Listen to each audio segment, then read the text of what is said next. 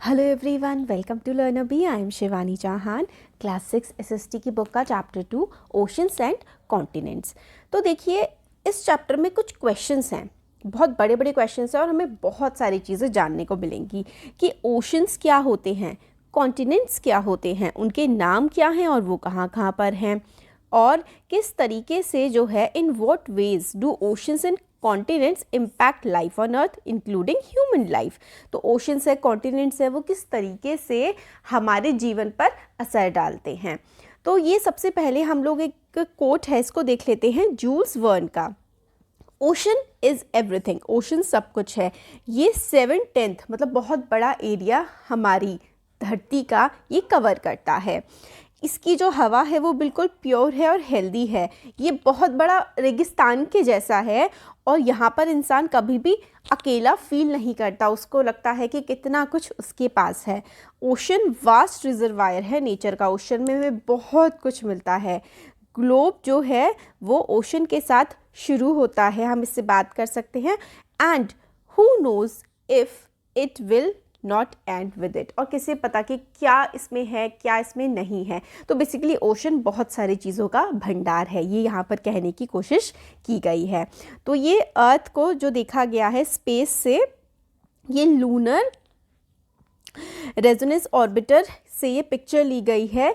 ये view centred है Pacific ocean पर और अफ्रीका इसके लेफ्ट में है, और इंडिया जो कि एशिया का पार्ट है वो हमें टॉप पर दिखता है, और साइड में हमें ऑस्ट्रेलिया और एंटार्क्टिका बॉटम में दिखता है। तो देखिए, ये वाला जो है ये हमारा ऑस्ट्रेलिया का पार्ट दिख रहा है, और यहाँ पर इस तरफ ये देखिए, यहाँ पर ये इंडिया हमें दिखाई पड़ रहा है। तो हम पूरा का पूरा समझेंगे इस चैप्टर में कि ओशन कितने हैं, कॉन्टिनेंट्स कितने हैं, है ना।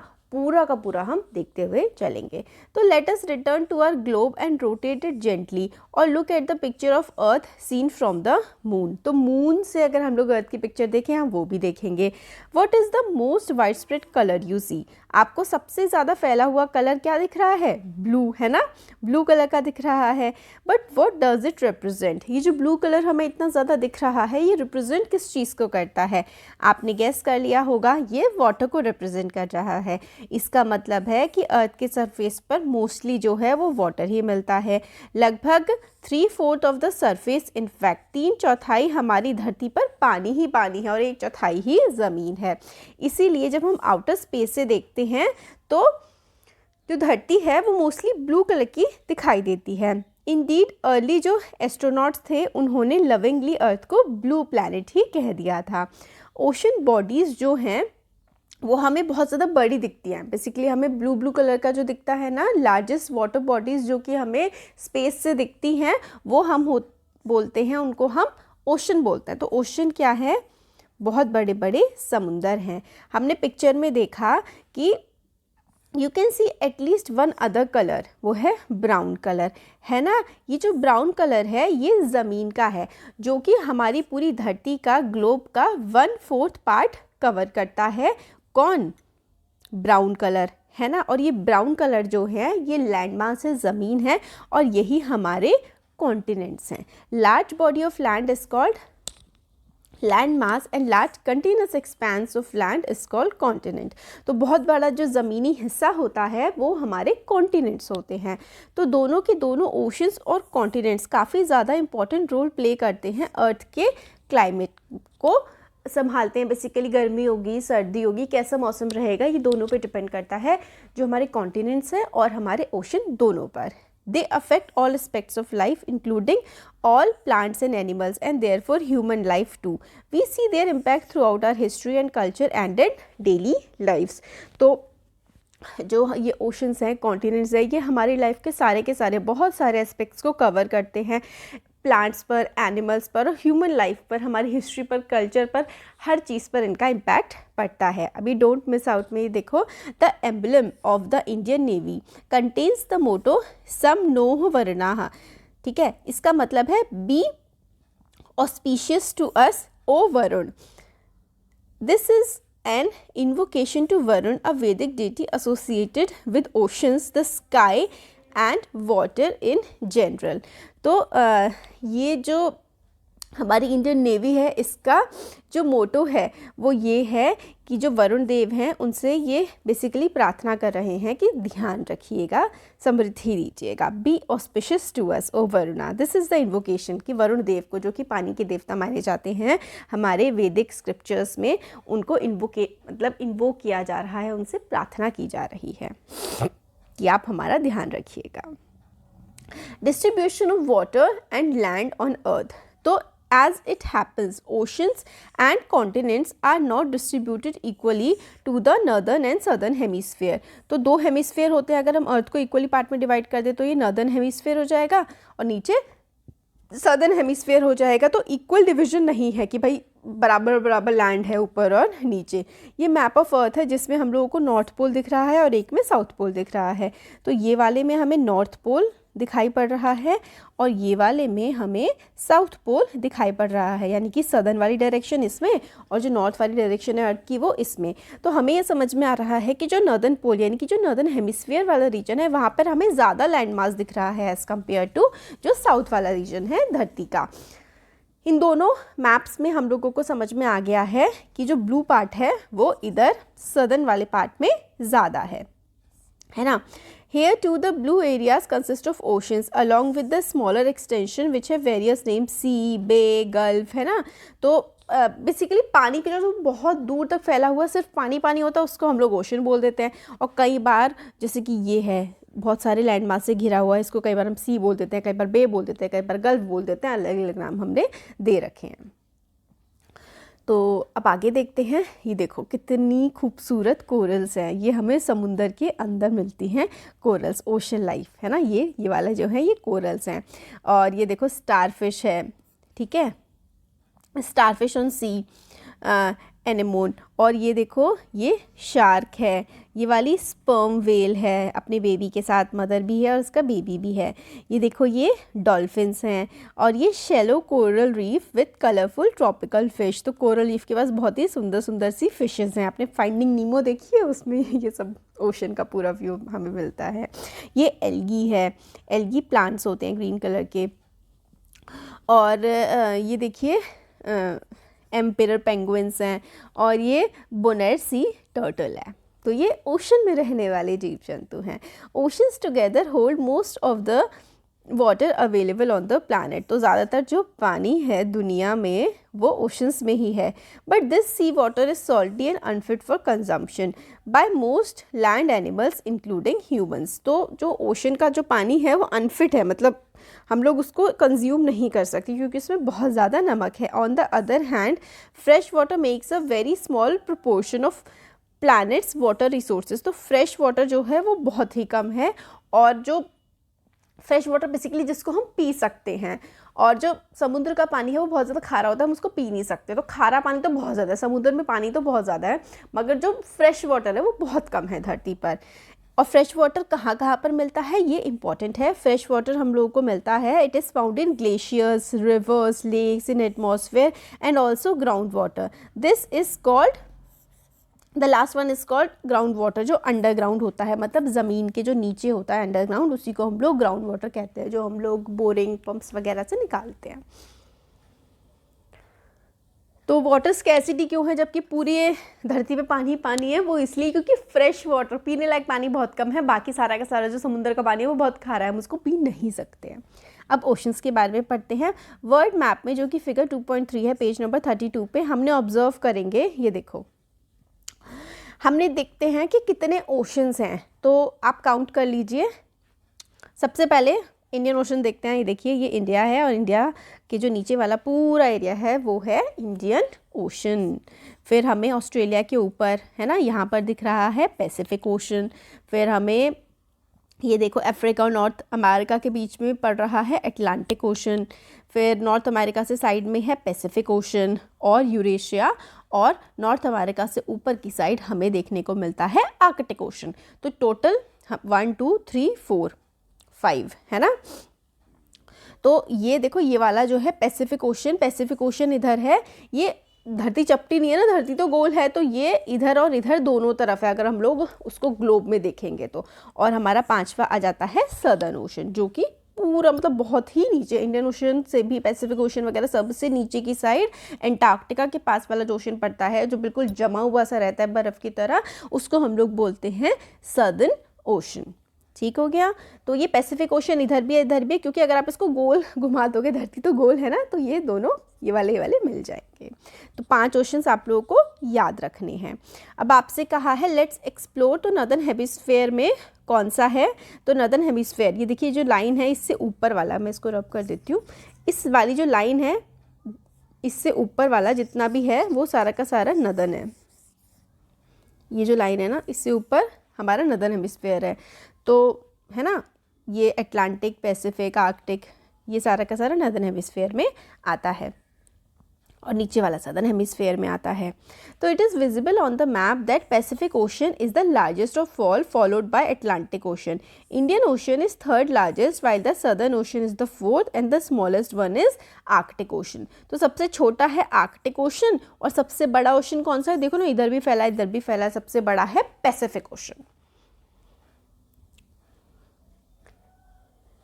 अब देखो नोट में साउथ में, as the map of ocean makes clear, the main limits of the Indian Ocean are Asia to the north, Africa to the west, and Australia to the east, apart from the Southern Ocean in the south. On the other side of India, we find 2 parts of Indian Ocean, Arabian Sea in the west and Bay of Bengal in the east. तो अगर हम India को देखें तो India के eastern side पर हम लोगों को देखने को मिलता है बे ऑफ बंगाल, है ना, और इंडिया का जो वेस्टर्न साइड है उधर हमें देखने को मिलता है अरेबियन सी, और इंडिया के नीचे साइड इंडिया के छोटे छोटे आइलैंड्स भी हैं, लक्षद्वीप, और बे ऑफ बंगाल में पड़ते हैं अंडमान एंड निकोबार। और यहाँ पे ये जो हमने देखा कि इंडियन ओशन की क्या क्या बाउंड्रीज़ हैं। तो इंडियन ओशन एक तरफ जो है ऑस्ट्रेलिया है ना, एक तरफ इंडियन ओशन के अफ्रीका है, एक तरफ हम देखते हैं ऊपर इंडिया ही है, और नीचे वाली बाउंड्री जो है वो सदर्न ओशन की आ जाती है। वैसे ऐसे तो कोई बाउंड्री होती नहीं ओशन में, बट हम लोगों ने फिर भी समझने के लिए बना लिया है कि किस तरफ तक ये वाले ओशन हैं। चलो, तो सबसे छोटा आर्कटिक है और सबसे बड़ा पैसिफिक ओशन है, तो ये हमने देख लिया। अब हम देखते हैं इंडिया के मैप में कि बे ऑफ बंगाल, ये ना इम्पॉर्टेंट है, ये वाले मैप्स आपके एग्जाम में आते हैं भरने के लिए, ये भी इम्पॉर्टेंट है और ये वाला भी इम्पॉर्टेंट है, आपको याद करनी है और इनकी प्रैक्टिस करनी है। ओशंस एंड डिज़ास्टर्स, तो डिज़ास्टर्स मतलब जैसे कि जो प्रॉब्लम्स आ जाती है, जैसे कि सुनामी वगैरह आ जाती है। तो returning to the picture of the earth at the start of this chapter, आपने नोटिस किया होगा कि कुछ वाइट शेप्स भी हैं ग्लोब में। आप गैस कर सकते हैं ये क्या है? ये लार्ज मास ऑफ क्लाउड्स हैं, और ये जो क्लाउड्स हैं ये रेन आती है इनकी वजह से कॉन्टिनेंट पे, और मॉनसून वाली रेन्स भी यहीं से ही आती है, जैसे कि इंडिया में आती हैं। In India except every summer originate in the ocean, without such rains our agriculture and all life will suffer. तो बेसिकली जो बारिश भी आती है ना, वो भी मैं आपको पिक्चर दिखा देती हूँ। देखो, आपको ये जो वाइट दिख रहा है ना, ये बादल हैं। और बेसिकली बादल कैसे बनते हैं? जो इवेपोरेशन होता है, फिर उसके बाद वो पानी ठंडा होता है, फिर वही बारिश बन करके नीचे गिर जाता है। तो इस तरीके से वाइट जो है ये आपको क्लाउड्स दिखाई पड़ रहे हैं। अभी क्लाउड्स हमें बारिश लेकर के आते हैं, तो ये तो बहुत अच्छी बात है ना। इसी की वजह से हमारे देश में एग्रीकल्चर चल पा रहा है और बाकी सारी चीज़ें जो हैं वो हो पाती हैं, है ना। अरे हाँ, सॉरी, मैं ये आगे वाले पे पढ़ाना स्टार्ट कर दिया। पहले हम इस मैप से ये वाला भी पढ़ लेते हैं, ये वाला तो रह गया। हाँ, तो जो मैप में हमने देखा था कि 5 ओशन है, पैसिफिक, अटलांटिक, इंडियन, आर्कटिक और सदर्न, है ना। तो हमने पढ़ा कि 5 ओशंस हैं, और ये हमने क्लियर देख लिया कि सेपरेट नहीं होते हैं, पर हमने अपनी बाउंड्रीज़ बना रखी हैं। ये लाइन डिवाइड करती है मैप पे, ठीक है। इसका ये मतलब नहीं है कि समुद्रों में भी लाइन बनी हुई है, नहीं, ऐसा नहीं है। ये नेचुरल बाउंड्रीज नहीं है, हम लोगों ने, ह्यूमंस ने अपने समझने के लिए बना ली हैं। जैसे sea water for example constantly flows across different ocean, sustaining a rich diversity of marine life. तो जो ओशन वाटर है वो तो बहता ही रहता है और मरीन लाइफ रहती है। मरीन लाइफ बेसिकली जो कि जानवर, जीव जंतु होते हैं ओशन में, समुद्रों में। काफ़ी सारे प्लांट्स और एनिमल स्पीशीज़ भी हम लोगों को ओशंस में दिखते हैं। बहुत सारा फ्लोरा, जैसे कि एल्गी, है ना। फ्लोरा जो फ्लावर वाले मटेरियल होते हैं। फ्लोरा क्या होता है? Plant life of a particular region और ऑफ पीरियड ऑफ टाइम। तो फ्लोरा जैसे कि पेड़ पौधे, है ना, ये वाले हो गए। फौना जो होते हैं हमारे वो जीव जंतु होते हैं, जैसे कि डॉल्फिन्स, वेल्स और ये सारे के सारे क्रीचर्स हो गए। तो हमें समुद्र में फ्लोरा और फौना देखने के लिए मिलता है। तो each part of ocean from the sunlit surface to the dark depths has its own diverse life form. तो ओशन तो भाई बहुत ही गहरे गहरे होते हैं, बहुत सारे एरिया पर लाइट आती है और बहुत सारा एरिया ऐसा होता है समुंदर का जिसमें सनलाइट नहीं जाती है। तो जिस वाले एरिया में लाइट आती है उसकी डाइवर्सिटी अलग होती है, उसमें अलग तरीके के जीव जंतु पेड़ पौधे होते हैं, और जिस जगह लाइट नहीं जाती है उस जगह अलग तरीके के जीव जंतु और पेड़ पौधे होते हैं। तो फ्लोरा आपके लिए इंपॉर्टेंट है कि क्या होता है, टाइनी प्लांट्स, और जो प्लांट वाला जो पार्ट होता है वो फ्लोरा होता है, जैसे कि टाइनी प्लांट्स और algae and all kinds of seaweeds. ठीक है, सीवीड्स क्या होते हैं, जो समुद्र की घास होती है उसको हम सीवीड बोलते हैं। तो फ्लोरा क्या क्या हुआ, एल्गी और सीवीड्स। फौना में आप लोग फिश, डॉल्फिन, वेल्स और बहुत सारे काउंटलेस और खूब सारे डीप सी क्रीचर्स सबके सब फौना में आते हैं। तो आपके एग्जाम में आ सकते हैं कि मरीन लाइफ क्या होती है। मरीन लाइफ जो समुद्रों में जीव जंतु होते हैं, फ्लोरा एंड फौना, और उसकी भी एग्जाम्पल आप लोग दे सकते हैं। तो ये वाला छोटा सा पार्ट रह गया था, अब हम आगे देख लेते हैं। तो ओशन की लाइफ पढ़ रहे थे कि किस तरीके से ओशन में जो बादल होते हैं उसकी वजह से बारिश वगैरह आती है और वो हमारे लिए बहुत इंपॉर्टेंट होता है।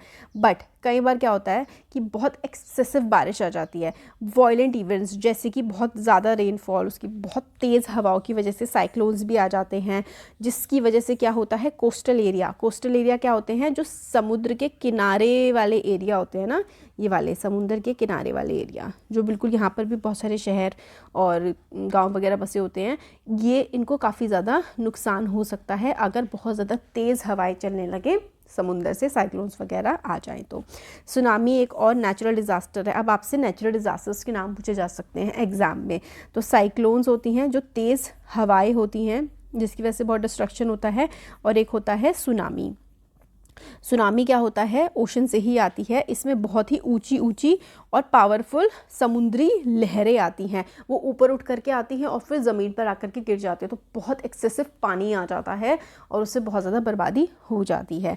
और ये जो सुनामी है ये आती कैसे है, ये ओशन में अर्थक्वेक आता है या फिर वॉल्केनिक इरप्शन होता है ओशन के नीचे। मतलब सपोज करो ये ओशन है, ठीक है, और इसमें क्या हुआ, भूकंप आ गया या फिर वॉल्केनो फट गया। इसकी वजह से जो समुद्र की लहरें होती हैं वो बहुत ऊंची ऊंची हो जाती है और बहुत ही ऊंची ऊंची उठ करके वो ज़मीन पर भी गिर जाती हैं। सुनामी कई हज़ार किलोमीटर तक ट्रैवल करती है and submerge coastal areas causing wide spread damage. तो सुनामी जो है कई हज़ार किलोमीटर तक वो ट्रैवल कर सकती है, और वो जैसे कि मान लो यहाँ पे समुद्र पे आया है, खूब ऊंची ऊंची लहरें जो हैं समुद्र के जो बिल्कुल किनारे पास पास बसे हुए जो इलाके होते हैं उस पर बहुत ही ज़्यादा भयंकर पानी की लहरें गिर जाती है। जैसे कि बाढ़ तो कुछ भी नहीं है बेसिकली, आप समझिए कि जो सुनामी की लहरें होती हैं बहुत ऊंची ऊंची लहरें आती हैं और बहुत ज़्यादा तबाही वो मचा सकती हैं। इसमें हमें बताया गया है कि इंडिया में 26 दिसंबर 2004 को इंडिया में और 13 और कंट्रीज़ में इंडियन ओशन में बहुत ही पावरफुल सुनामी आई थी, क्योंकि अर्थक्वेक आया था इंडोनेशिया के पास। इंडोनेशिया देखो यहाँ पर पड़ता है, अगर मैं मैप में दिखाऊं तो इस तरफ ये देखिए, ये इंडोनेशिया, यहाँ पर जो है अर्थक्वेक आया था, उसकी वजह से जो है इंडिया और बहुत सारे देशों में बहुत ही भयंकर सुनामी आई थी और उसकी वजह से बहुत सारी लाइफ्स जो हैं लोगों की गई थी। लगभग 2 लाख से ज़्यादा लोगों की जान चली गई थी इंडिया में, अंडमान निकोबार आइलैंड्स में, और बाकी सब सेक्शन के काफ़ी सारे जो आइलैंड्स हैं ना, जैसे कि तमिलनाडु के कोस्ट पे, केरला के कोस्ट पे भी बहुत ज़्यादा डैमेज हुआ था।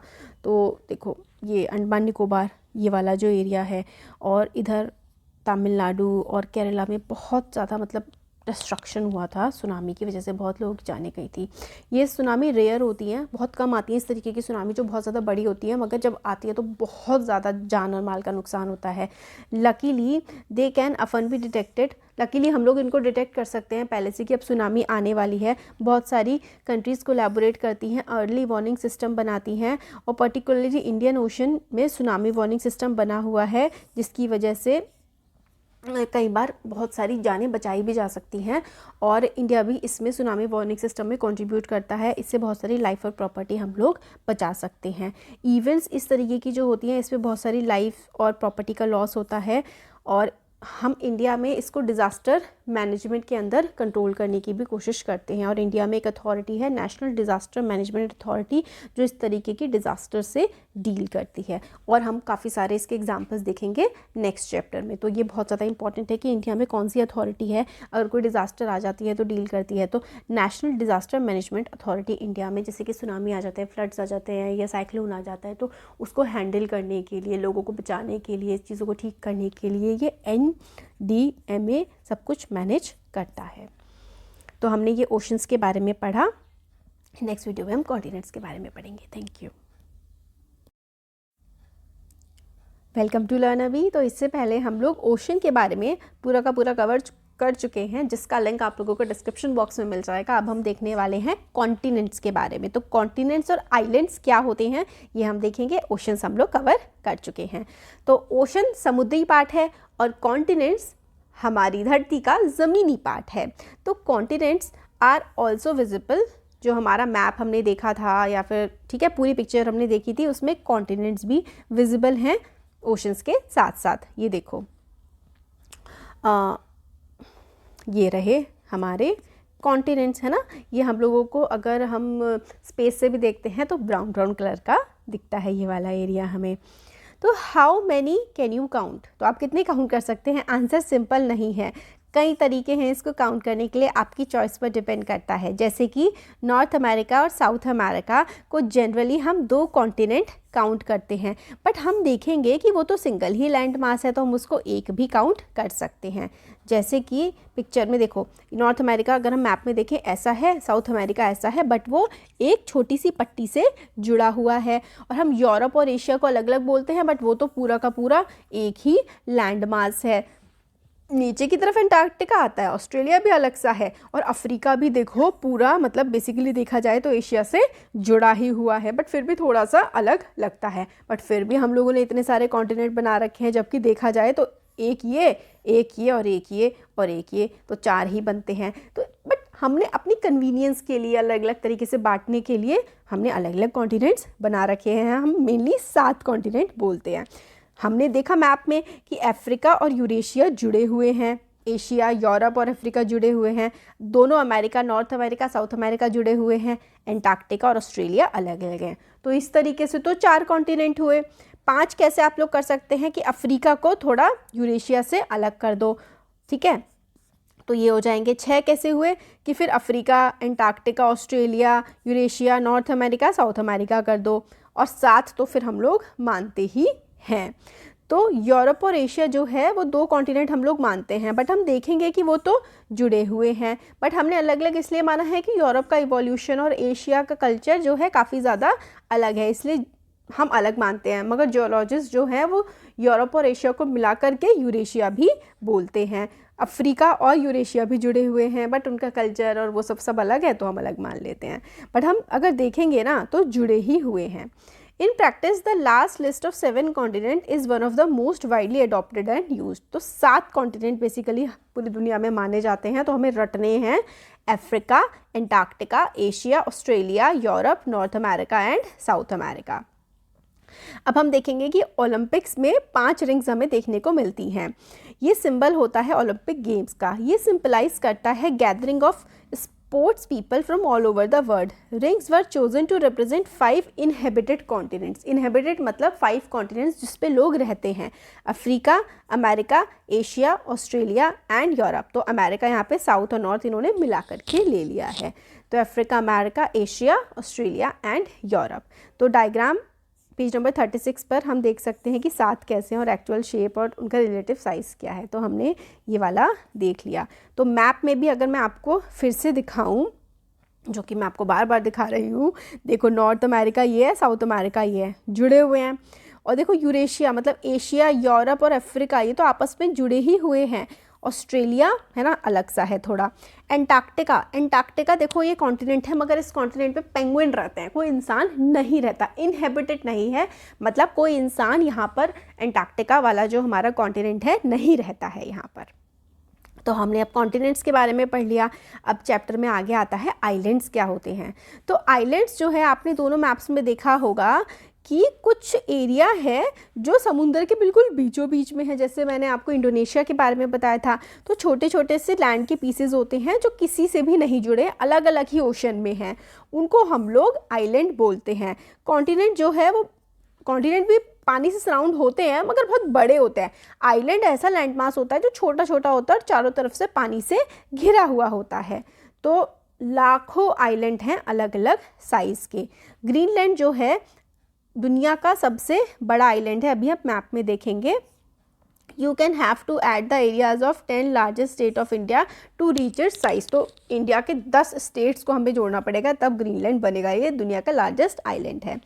इंडिया में, इवन इंडिया में भी 1300 बहुत ही मतलब छोटे छोटे से आइलैंड हैं, और इसमें अंडमान निकोबार बड़े आइलैंड्स हैं, अंडमान निकोबार और लक्षद्वीप। हमने देखा था ना मैप में कि अंडमान निकोबार बे ऑफ बंगाल में पड़ता है, लक्षद्वीप अरेबियन सी में पड़ता है। 1981 से इंडिया एंटार्क्टिका प्रोग्राम चलाया गया है अंटार्कटिका को एक्सप्लोर करने के लिए। अंटार्कटिका जो है वो बहुत ज़्यादा ठंडा हार्श क्लाइमेट है, वहाँ पे इंसान नहीं रह सकते हैं, है ना, पेंगुइन रहते हैं। तो 1983 में इंडिया ने अपना पहला साइंटिफिक बेस एस्टैब्लिश किया था, उसका नाम था दक्षिण गंगोत्री, और उसके बाद 2 मोर बेसिस वर एस्टैब्लिश उसके बाद किए गए थे। तो दक्षिण गंगोत्री सबसे पहले इंडिया ने अंटार्कटिका में 1983 में एस्टैब्लिश किया था। इसके बाद 2 और बेस बनाए हैं। अबाउट 40 टीम इंडियन साइंटिस्ट की रिसर्च कंडक्ट करती हैं वहाँ पर रह करके कि किस तरीके का वहाँ का क्लाइमेट है। The settlement where the scientist live has a library and even has a post office. तो साइंटिस्ट रहते हैं वहाँ पर अंटार्कटिका में रिसर्च वगैरह करने के लिए, तो वहाँ पे लाइब्रेरी भी है और पोस्ट ऑफिस भी है। तो मैं आइलैंड दिखा देती हूँ आपको कैसे होते हैं। मैप में देखो कि ये रहे, आपको दिख रहा है? यहाँ पे मैं थोड़ा सा क्लीन कर देती हूँ।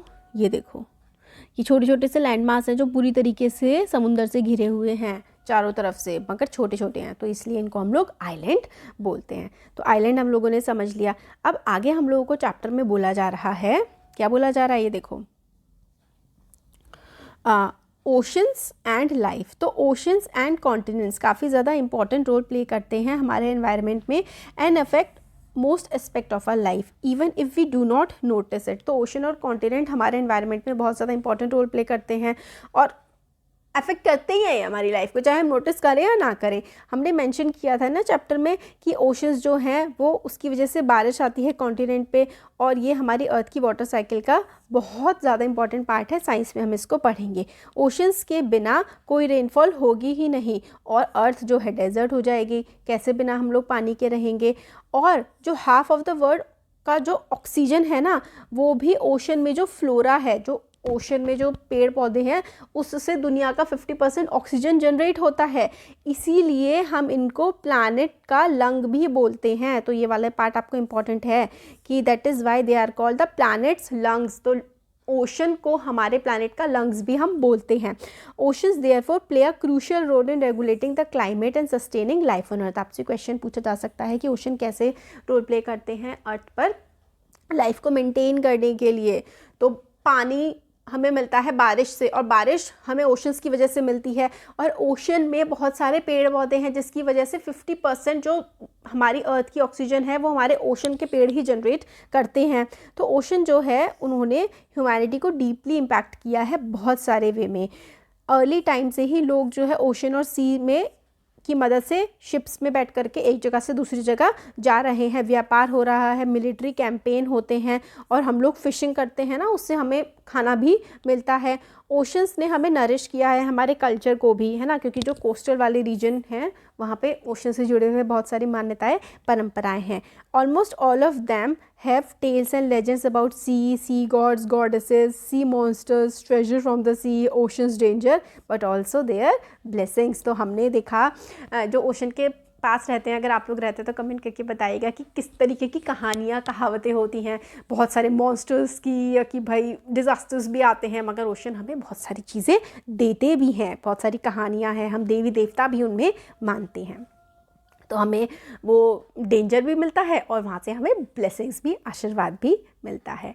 तो डोंट मिस आउट में आता है कि यूनाइटेड नेशन ने डेजिग्नेट किया है जून 8 को वर्ल्ड ओशन डे, और ये हमें रिमाइंड करता है कि ओशन का कितना इंपॉर्टेंट रोल है हमारी एवरीडे लाइफ में।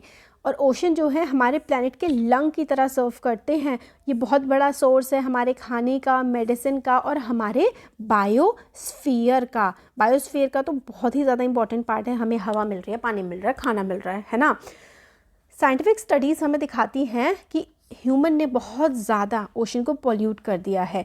हम कई million ton of plastic waste हर साल ओशन में फेंक रहे हैं, जिससे मरीन लाइफ को खतरा है। हमारी जो फिशेज़ और बाकी सारे जो जीव जंतु हैं जो रहते हैं समुद्र में, उनको बहुत खतरा हो रहा है, और इसकी वजह से हम ओशन में बहुत ज़्यादा पोल्यूशन भी फैला रहे हैं, और मरीन लाइफ को बहुत गंदा थ्रेट है। ओवर फिशिंग, मरीन लाइफ को क्या क्या थ्रेट है, हम प्लास्टिक फेंक रहे हैं, बहुत ही कूड़ा फेंक रहे हैं हम लोग ओशन में। ओवर फिशिंग मतलब बहुत ज़्यादा एक्सेसिव फिशिंग हम लोग कर रहे हैं, इसकी वजह से मरीन लाइफ यानी कि समुद्र के जीव जंतु घट रहे हैं। तो it is a collective responsibility to protect ocean for future of planet and of humanity. तो इसीलिए भाई हम लोगों को फ्यूचर के लिए बचा करके रखना है कि भाई ह्यूमैनिटी भी बची रहे और हमारा जो समुद्र है वो भी अच्छे से रहे। बिफोर वी मूव ऑन, एक बार इसको रिविजन टाइप का कर लेते हैं कि अर्थ का सरफेस जो है उसमें बहुत बड़ी बड़ी वाटर बॉडी हैं जिसको हम लोग ओशन बोलते हैं, और कॉन्टिनेंट्स हैं जो कि लैंड मास हैं। ओशन इंटरकनेक्टेड है, कॉन्टिनेंट कनेक्टेड भी हैं और नॉन कनेक्टेड भी हैं, है ना। जैसे कि north America, south America, Eurasia, Africa, ये सब कनेक्टेड हैं, और हमारा जो ऑस्ट्रेलिया और अंटार्कटिका कनेक्टेड नहीं है। नॉर्थ हेमिस्फेयर में ज़्यादा लैंड है as compare to southern hemisphere. Ocean सारे के सारे टाइप की मरीन लाइफ को सपोर्ट करते हैं और हमारे वर्ल्ड की क्लाइमेट में बहुत इंपॉर्टेंट रोल प्ले करते हैं, मगर ह्यूमन ने बहुत ज़्यादा पोल्यूशन की वजह से, ओवर पोल्यूशन, ओवर फिशिंग की वजह से बहुत ज़्यादा प्रॉब्लम क्रिएट कर रखी है हमारे समुद्र में। तो ये हो गया हमारा पूरा चैप्टर, और इसके हम जल्दी ही ये क्वेश्चन आंसर भी कवर कर लेंगे। Thank you so much.